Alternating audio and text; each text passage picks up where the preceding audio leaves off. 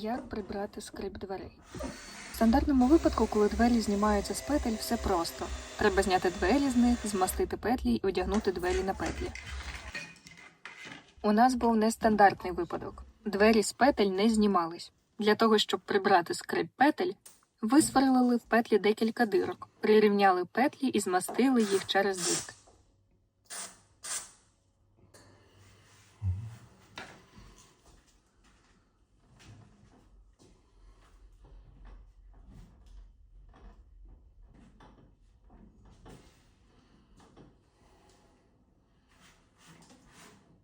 За допомогою до нас ви можете звернутися в наш інстаграм dveripro.ua або на наш сайт dveripro.com.ua або звертайтесь до нас у коментарі, і ми обов'язково вам відповімо.